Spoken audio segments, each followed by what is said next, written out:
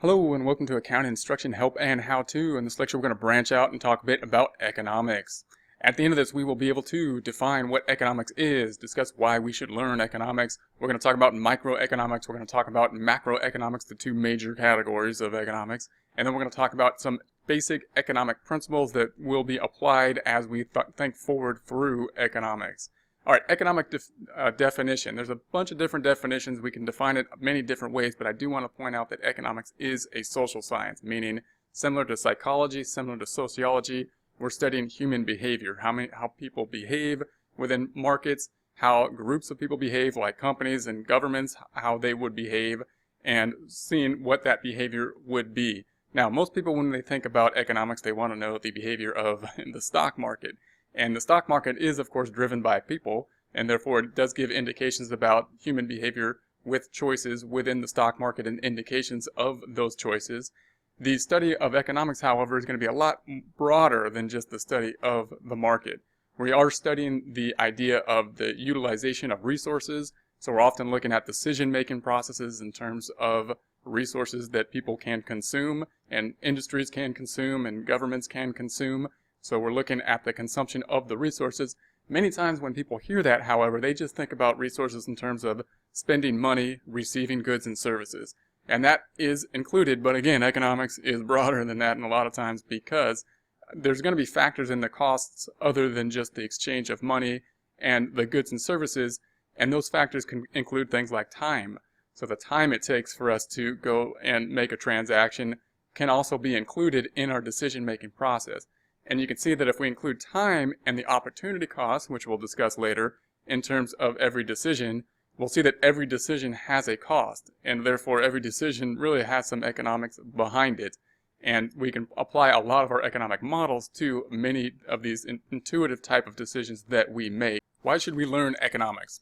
Like a science, economics is a study of how the world works, and therefore it can be better applied to how we can work within the world. A science is going to be an observation of the world and how the world works. We're observing to see the truth about how things happen and why things basically happen in the physical universe.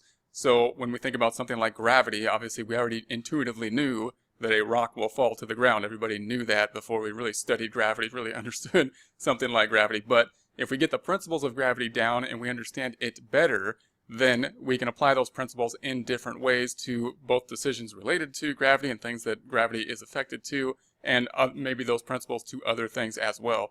The same can be true with decision making. A lot of our decision making might be intuitive. It is intuitive. However, if we look at that intuitive decision and can break down into why we make those intuitive decisions, then maybe we can make those intuitive decisions better.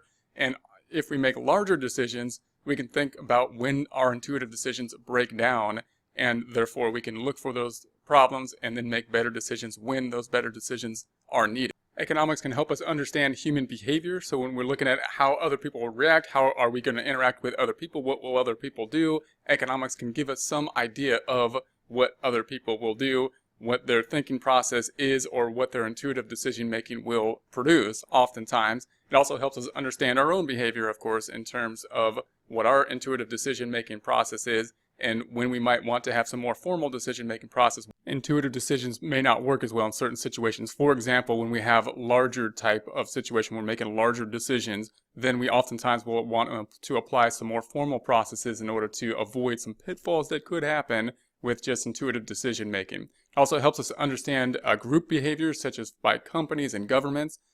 Economics on an individual level, we'll have the study of individuals. We can also apply that behavior, what the behavior will be by companies within certain economies, and about the government in terms of what governments will behave, how they will behave, and possibly how they should behave, what policies should be put in place. And that leads us, of course, to politics. So, especially macroeconomics, we're going to have a lot of political topics. We'll hear a lot of things like the labor rate, the unemployment rate, and interest rates and gross domestic product, and these types of things will come up in this area, and those of course are going to be tied really closely to political decisions. So it can give us an idea of molding our political decisions and what our political decisions should be based on an economic theory. So microeconomics, what is microeconomics? What is macroeconomics? Those are the two categories of economics. We have the microeconomics, we got macroeconomics. So the microeconomics is the study of the individual choice and behavior in individual markets. So we're talking about within the markets. Obviously, micro means smaller. So we're talking about within those markets and how those individuals within a certain market will react based on the markets could be different. How will people react within those different markets? How will companies react within those different markets? On the macro side, we're talking about behavior of national economics and policies. It includes things like unemployment rate and the value of the national output. So these are going to be the bigger key items in terms of how we acting on the larger scale, and also how should we act possibly? What should the policies be for the best outcome? Meaning, what type of policies will have the lowest unemployment rate for a macro policy, for a political policy?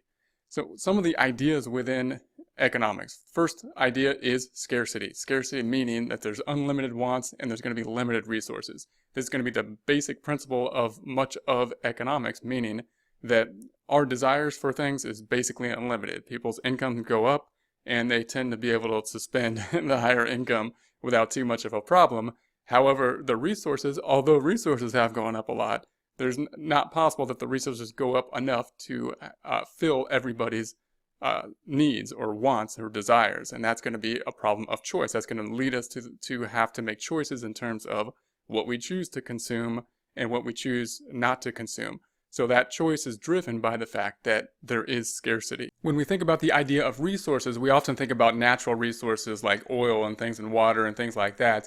And note that when we think about the resources that we are the end product, they're also going to include things like labor. So for example, when we have a resource like oil, of course, there is a limited amount of oil, and we have to think about the scarcity related to oil. But obviously oil in and of itself is not something that we normally would just want to consume. We would have to process it through to something like gas or some other types of products and then distribute those resources. So note, when we're talking about the resources out there, we also have to take into consideration the labor that's going to be put into the resource in order for it to be distributed. And as, of course, we get more efficient with certain types of things in terms of labor, we can grow how much resources are out there, but we will never have the resources out there enough to fill everybody's needs.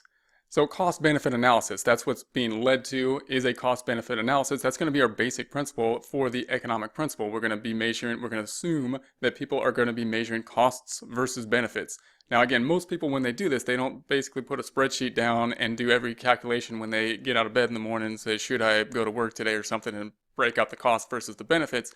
But they do make an intuitive calculation in terms of how they should, is it worth it to go to work this morning or not? So although those are going to be intuitive decision making, we're assuming in a formal sense that there is some form of cost-benefit analysis.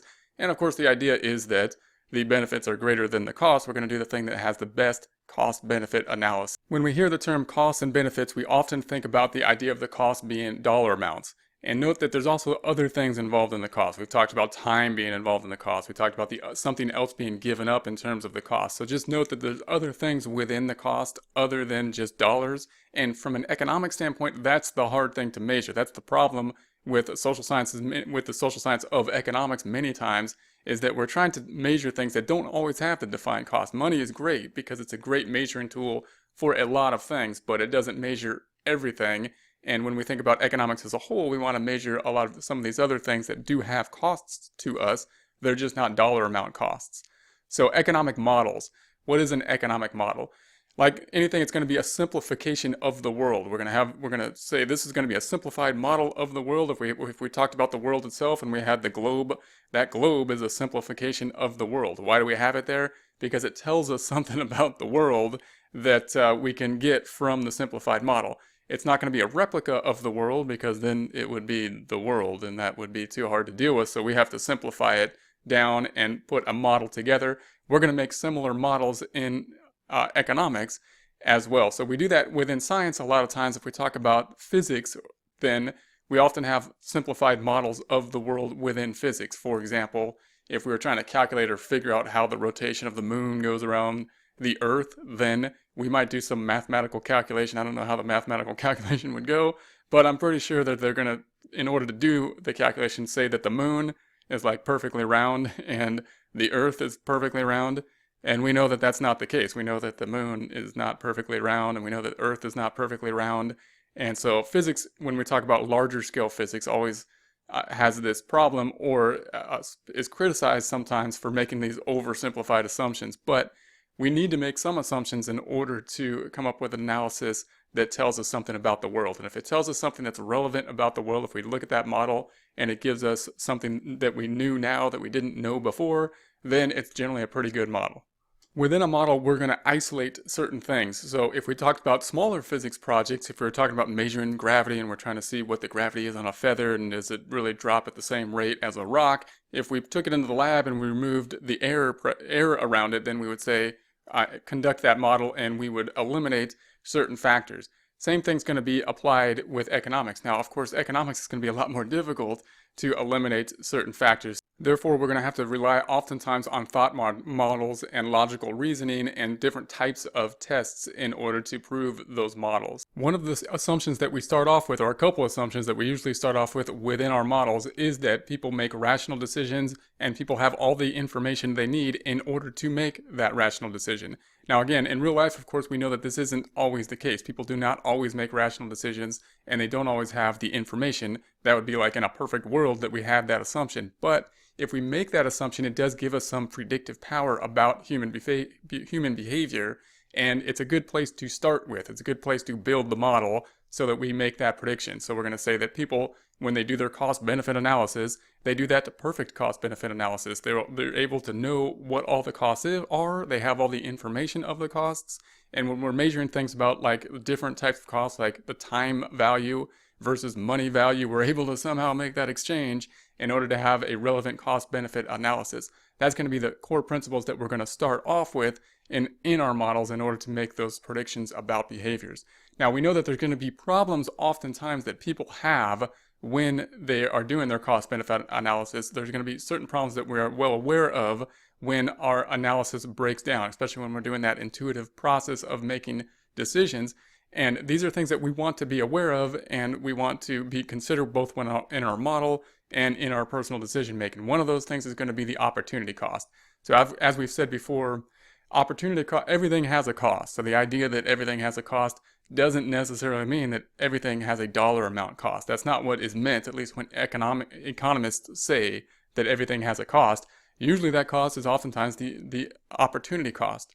For example, if we had a movie ticket and it was a free movie to go to a movie, then the cost would be free in terms of dollar amounts. But if the only time for that movie was also happened to be at the same time as a birthday party that we were supposed to go to, then there's an opportunity cost. So the dollar amount's not there, but there is an opportunity cost. Something has to be given up in order to go to the free movie. That is the opportunity cost. So every choice we make has that opportunity cost.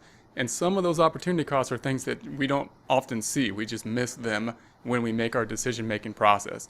Another one is going to be sunk costs. So in economics, we're often going to say this going forward, we need to make decisions on the margin, meaning we need to measure the costs and the benefits going forwards and not be sunk down by the costs that happened in the past. So for example, if we had a project that we put a lot of money into and we're trying to see if we should continue with the project from here going forward, we need to consider relevant costs and benefits here going forward. How much more is it going to cost here going forward, and what are going to be the benefits here going forward, and not be taken down by the costs in the past. And that's really, really hard to do because those costs in the past are sunk. We can't get those back. We need to think about this point in time and say, okay, if we keep going on this from this point forward, are the added benefits greater than the added costs? This can be really hard to do. When you hear terms about people putting good money after bad, that's basically a sunk cost effect. When you hear in poker someone goes on tilt or keeps putting money into a pot that they can't win, that's usually a sunk cost effect example. And so these are things when these bigger decision-making processes are when we really want to think about them more formally and look forward into what the actual costs and benefits are at the margin.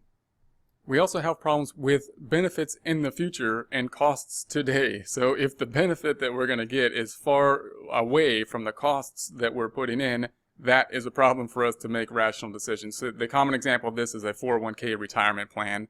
And we know that we all should put money into the 401k or into some type of retirement plan so that we have a retirement plan. But the cost being 30 years out oftentimes and us putting the money in today, we sometimes forget, we don't measure properly the cost-benefit analysis sometimes when we have this long date between the cost being up front and the benefit being at some time in the future. This again is a place where some formal planning or some other process being put in place would be helpful to us. One common example of this is just to have your system to be set up to have it automatically taken out of your paycheck, of course. And if that's the case, then we don't have to make that choice all the time. We don't have to say every week or every year or however often we put the money into the retirement plan. We don't have to make the conscious choice. We just have it drawn out automatically, and that can make it a lot easier for us to do that. Just have the habit of it being put into that 401k plan.